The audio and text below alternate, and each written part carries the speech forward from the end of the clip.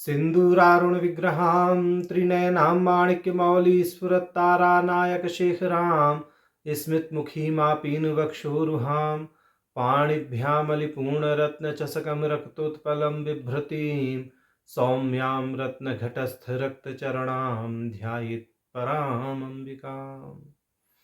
अरुणां करुणातरङ्गिताक्षीं धृतपाशाङ्कुशपुष्पबाणचापाम् अणिमादिभिरावृता मयूखैः अहमित्येव विभावये भवानीं ध्यायेत् पद्मासनस्थां विकसितवदनां पद्मपत्रायताक्षीं हेमाभामपीतवस्त्रां करकलितलसद्धीं पद्माम्बराङ्गीं सर्वालङ्कारयुक्तां सततमभयदां भक्तनम्रां भवानीं श्रीविद्यां शान्तमूर्तिं सकलसुरनुतां सर्वसम्पत्प्रदात्रीं नारायणी नमोस्तुते। ललिता सहस्रनाम सौभाग्य भास्कर भाष्य की श्रृंखला में हम भगवती के 735 तक के नामों का भाष्य देख चुके थे। अब इस भाष्य के इस क्रम में हमें 27वां परिभाषा श्लोक प्राप्त है। इस 27वें परिभाषा श्लोक में हम यह देखेंगे कि कितने नामों का विभाग भाष्यकार यहाँ करते हैं। फिर तदंतर 736 से 743 इन 8 नामों का भाष्य आज हम देखेंगे। तो पहले 27वां परिभाषा श्लोक देखते हैं। भाष्य में भाष्यकार कहते हैं, अथ परिभाषा मंडले त्रिचत्वारिंशन्नामानि विभजते। माने अब 43 नामों का विभाग करते हैं 27वें परिभाषा श्लोक के माध्यम से। तो 27वां परिभाषा श्लोक है, गौः शैवे विरते चतुरंघ्रि तनुर्दिश चतुर्बलम नेतुः द्विर्मे गंगा माता रजस चतुर्भावः जलमादाद भावैः। माने यह जो परिभाषा श्लोक है ये 736 से 778 इन 43 नामों का विभाग करता है। माने मुक्तिदासे और विराट रूपा इन 43 नामों का विभाग इस 27वें परिभाषा श्लोक के माध्यम से भाष्यकार जी ने किया है। तो अब आगे हम 736 से 743 माने मुक्तिदासे पापारण्य दवानला इन 8 नामों का भाष्य देखते हैं। तो पहले इन 8 नामों का पाठ कर लेते हैं। मुक्तिदा मुक्ति रूपिणी लास्य प्रिया लयकरी लज्जारंभादिवंदिता भवदा वसुधा वृष्टि पापारण्य दवानला। ये 8 नाम हमें प्राप्त है। तो 736वां नाम है मुक्तिदा। इस नाम का साधारण भाष्य तो यही है, साधारण अर्थ तो यही है, मुक्ति अर्थात मोक्ष प्रदान करने वाली हैं जो। तो भाष्यकार जी यह साधारण अर्थ लिखते हैं, मुक्तिम मोक्षम ददाति इति मुक्तिदा।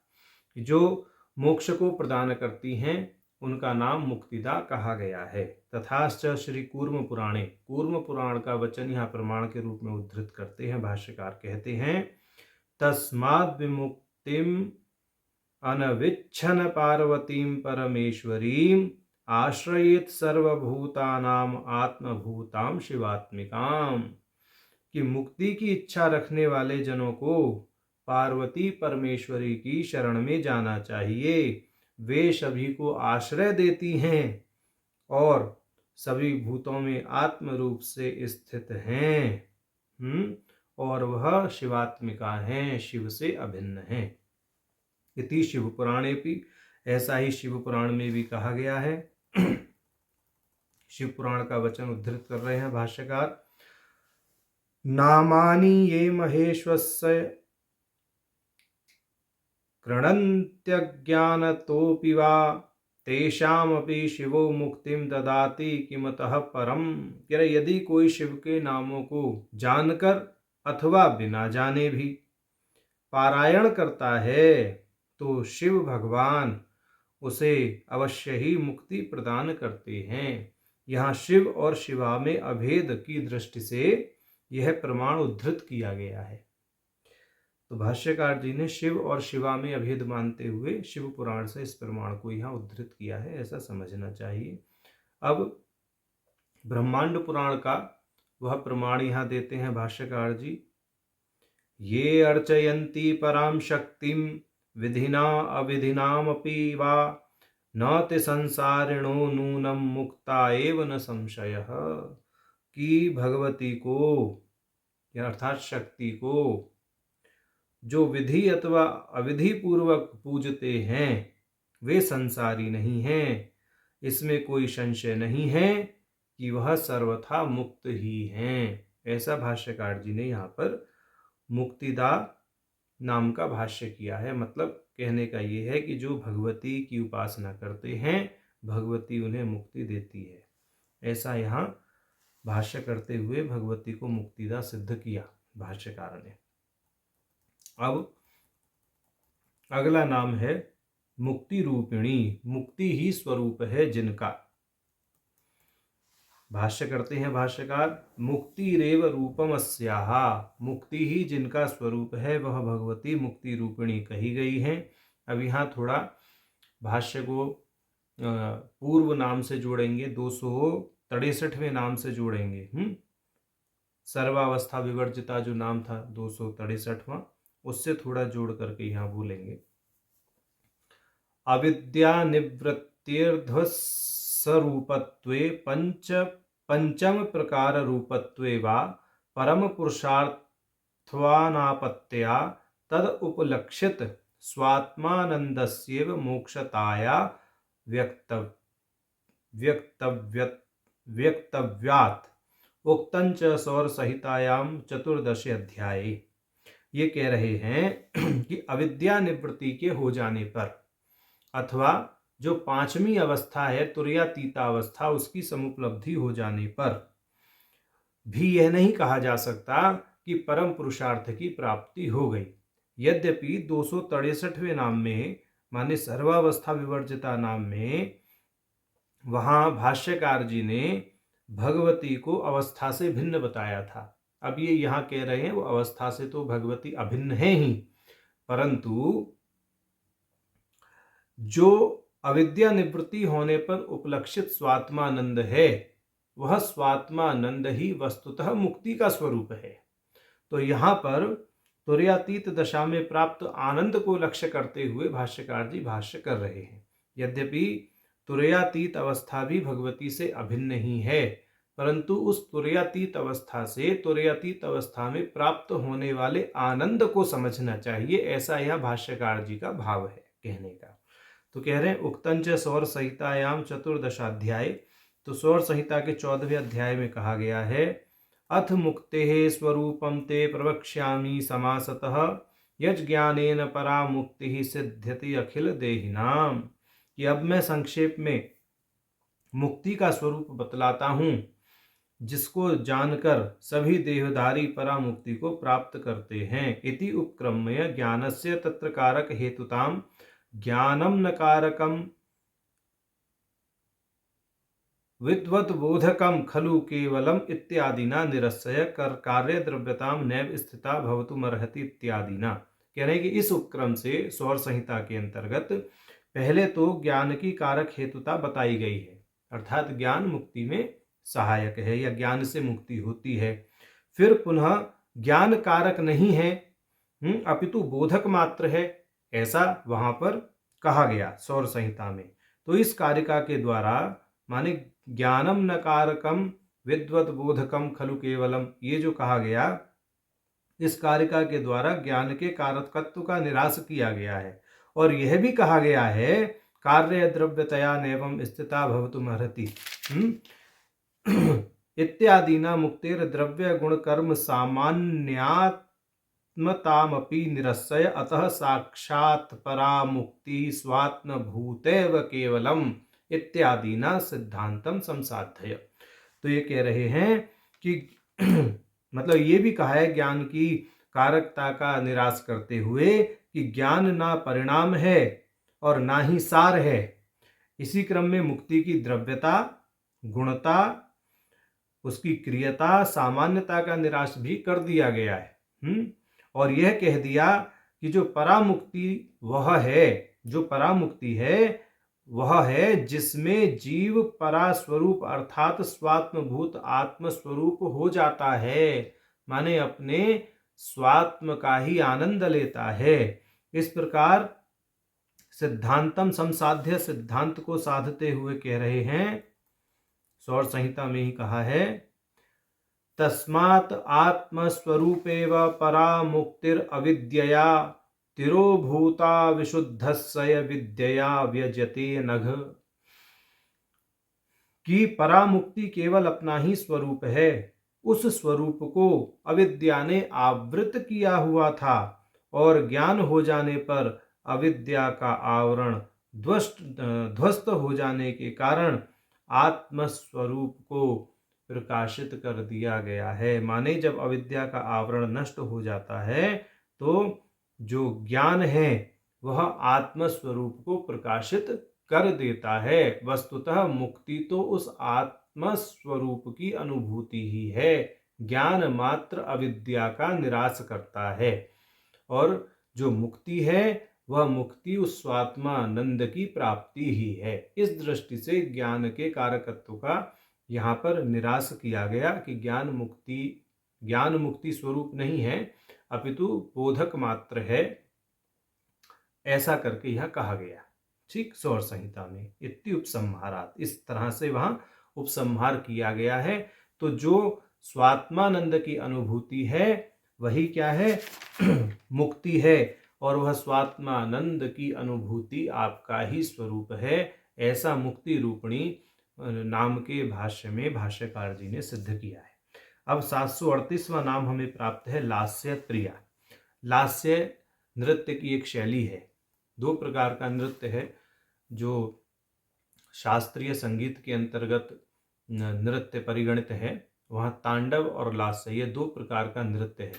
तांडव नृत्य भगवान शिव के अधीन है, भगवान शिव उस पर अधिकार रखते हैं, और लास्य नृत्य भगवती पार्वती के अधीन है। तो लास्य प्रिया, लास्य नृत्य प्रिय है जिनको, वह भगवती लास्य प्रिया कही गई है। लास्यम नर्तनम प्रियम यस्याह, लास्य नामक नृत्य को माने पसंद करने वाली जो भगवती है वह लास्य प्रिया है। अब कहते हैं लय करी 739वां नाम लय करी, माने लय करने वाली हैं जो। भाष्यकार जी भाष्य करते हैं, लयश्चित्तावस्था विशेषः, लय चित्त की एक अवस्था विशेष है। दश ध्यान समूलय इति वचनात्, और जो लय है वह 10 ध्यानों के समान है। ठीक, तो इस प्रकार का जो लय है जिसमें चित्त विलीन हो जाता है, वह दशा जिसके कृपा प्रसाद से प्राप्त होती है वह भगवती लय करी कही गई है। अब आगे कह रहे हैं भाष्यकार इसी लय करी नाम का भाष्य अन्य प्रकार से करते हुए, तालैहि नृत्य गीतयोः समकाल परिच्छेदो वा लयः तस्य करी करत्री। संगीत के अंतर्गत तालों के द्वारा नृत्य गीत का समकाल परिच्छेद जो है वह लय कहा जाता है। तो गायन वादन नृत्य में रहने वाला जो समकाल परिच्छेद है अर्थात जो लय है, उस लय को करने वाली हैं जो, वह भगवती लय करी कही गई हैं। अर्थात गायन वादन नृत्य जिनके कृपा प्रसाद से लयबद्ध होते हैं वह भगवती लय करी कही गई है। ऐसा भाष्यकार जी ने यहाँ पर भाष्य किया है। अब हमें 740वां नाम प्राप्त है लज्जा। तो लज्जा का अर्थ है त्रिपा। तो इस दृष्टि से यहाँ कह रहे हैं भाष्यकार जी कि लज्जा अर्थात त्रिपा ही स्वरूप है जिनका। या देवी सर्वभूतेषु लज्जा रूपेण संस्थिता इति स्मरणा लज्जा, कि दुर्गा सप्तशती के अंतर्गत या देवी सर्वभूतेषु लज्जा रूपेण संस्थिता ऐसा वचन उद्धृत है। बोले उसके आधार पर वह लज्जा ही स्वरूप है, माने त्रिपा ही स्वरूप है जिसका, वह भगवती लज्जा कही गई है। देखिए ऐसा है, भास्कर राय जी ने दुर्गा सप्तशती की एक टीका की है, गुप्तवती नामक टीका। वहां पर उन्होंने लज्जा का अर्थ त्रिपाही कहा है, तो गुप्तवती टीका के अंतर्गत उसे देख लेना चाहिए जो लोग और विस्तार पूर्वक इसका अध्ययन करना चाहते हैं। अब लज्जा का दूसरी दृष्टि से भाष्य करते हुए भाष्यकार कहते हैं, हृल्लेखा बीज स्वरूपा वा, हृल्लेखा बीज स्वरूप है जो, अर्थात तांत्रिक प्रणव ही स्वरूप है जिनका, माया बीज ही स्वरूप है जिनका, वह भगवती लज्जा नाम से कही गई हैं। तो माने लज्जा बीज, हृल्लेखा, तांत्रिक प्रणव, ठीक, और आपके माया बीज, ये प्राय पर्याय के रूप में प्रयुक्त होते हैं, और एकाक्षरी भुवनेश्वरी मंत्र भी वही है। तो हृल्लेखा बीज स्वरूप हैं जो, वह भगवती लज्जा नाम से कही गई हैं। अब 741वां नाम है रंभादि वंदिता, रंभा आदि अप्सराओं के द्वारा पूजित हैं जो, ऐसा इसका साधारण अर्थ निकलता है। भाष्यकार जी कह रहे हैं, रंभो उर्वश्यादिभिः अप्सरोभिः वंदिता, मतलब जिनकी उपासना रंभा उर्वशी आदि अप्सराएं करती हैं, वह भगवती रंभादि वंदिता नाम से कही जाती हैं। अब 742वां नाम है। अच्छा, एक बात और है, आगे जो 742 से 749 तक ये जो 8 नाम आएंगे, ये रूपक अलंकार की दृष्टि से कहे जाएंगे। तो 742वां नाम है भवदाव सुधा वृष्टि। भवदाव सुधा वृष्टि का अर्थ है संसार रूपी वन की अग्नि को शमित करने वाली अमृत वर्षा के समान है जो, वह भगवती भवदाव सुधा वृष्टि नाम से कही गई है। भाष्यकार जी भाष्य करते हुए कहते हैं, भव संसार एव दावो वन वह्निस्तस्य शामकत्वात् सुधा वृष्टि ही पीयूष वर्षम इव, कि भव रूपी संसार है, और दव का अर्थ है या दाव का अर्थ है वन की अग्नि। तो संसार रूपी वन की अग्नि को शमित करने वाली पीयूष वर्षा के समान है जो, वह भगवती भवदाव सुधा वृष्टि नाम से कही जाती हैं। अब अमर कोश का यहाँ एक प्रमाण देकर के कहते हैं, दव दावौ वनारण्य वहनी इत्यमरः। अमर कोश में कहा गया है, दव और दाव का अर्थ वन, अरण्य और वहनी किया गया है अमर कोश में। तो दाव का अर्थ अरण्य करते हुए भाष्य करते हैं, तस्य पुंखानुपुंखतयो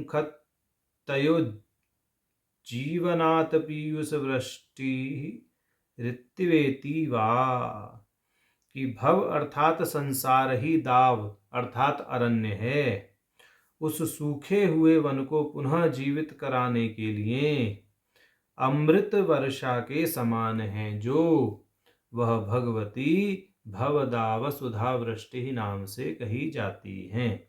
अब नई दृष्टि से भाष्य करते हैं भवदाव सुधा वृष्टि।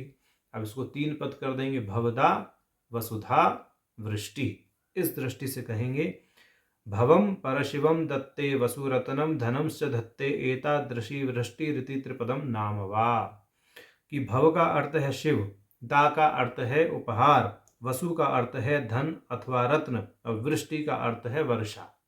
तो इस दृष्टि से जो शिवता और धन रत्न संपत्ति की वर्षा करती हैं, वह भगवती भवदा वसुधा वृष्टि नाम से कही गई हैं। तो अब कह रहे हैं ये कि ये 3 पद का नाम हो गया, भवदा वसुधा वृष्टि, ऐसा समझना चाहिए।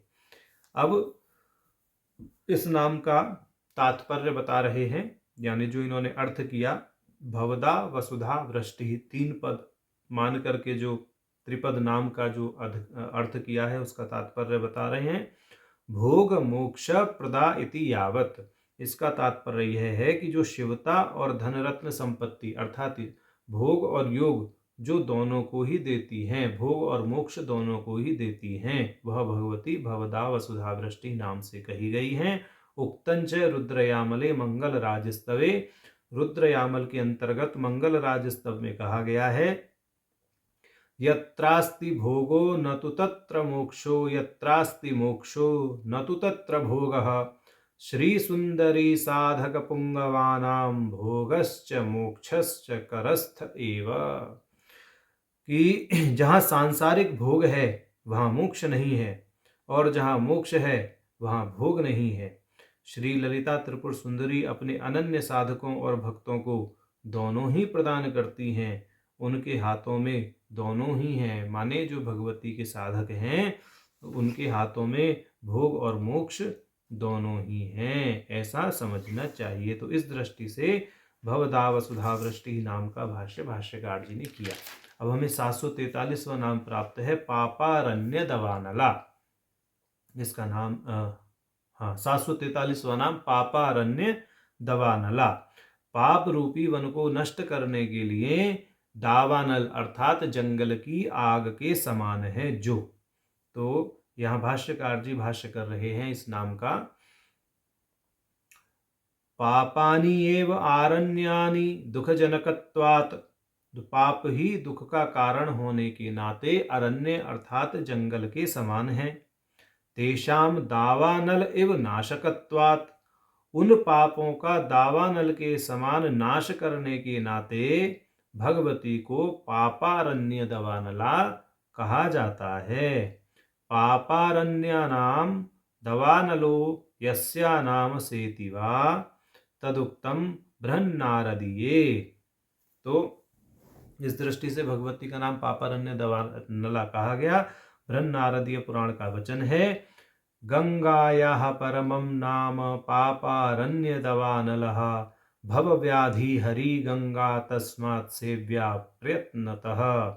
कि गंगा का एक नाम दवानल भी है, क्योंकि गंगा भी असंख्य पापों का शमन करती है, नाश करती है। संसार की आधी व्याधि से भी छुटकारा मिल जाता है गंगा की शरण में जाकर। अतः सदैव उन्हें प्राप्त करने का प्रयत्न करना चाहिए। और भगवती जो ललिता त्रिपुर सुंदरी हैं वह गंगा से अभिन्न है, ऐसा पूर्व नामों के भाष्य में बता दिया गया है। तो यहाँ पर भगवती गंगा की और ललिता त्रिपुर सुंदरी की भी क्या है, अभिन्नता सिद्ध हो जाती है इस नाम के भाष्य में। अब पापारण्य दवानला नाम का अन्य दृष्टि से भाष्य करते हुए भाष्यकार कहते हैं कि पापारण्य दवानला को 4 भागों में विभक्त कर लीजिए। पापारण्य, दवा, अन और ला। इस दृष्टि से भाष्य करते हुए कहते हैं, यद्वा अथवा पापारण्यानाम ये दवाः दावाग्नयो नाशन उपाय भूताः उपास्त्यादयस्तेषाम् आनन प्राणान लाति आदत्ते तान जीवयतीति यावत। के पाप के अरण्य के नाश उपाय भूत जो दवा अर्थात अग्नि स्वरूप जो कर्म हैं उनको प्राण प्रदान करती हैं। कहने का तात्पर्य यह है, पापों को नष्ट करने वाले कर्मों को जो प्रकाशित करती हैं, जो ऐसी बुद्धि देती हैं कि जीव ऐसे कर्म कर सके कि उन कर्मों से उसके पापों का ध्वंस हो जाए। तो जो भगवती इस प्रकार के कर्म करने की प्रेरणा देती हैं उनका नाम है पापारण्य दवानला। अब कह रहे हैं, पापाप हानि कर्माणि प्रथयति इत्यर्थः।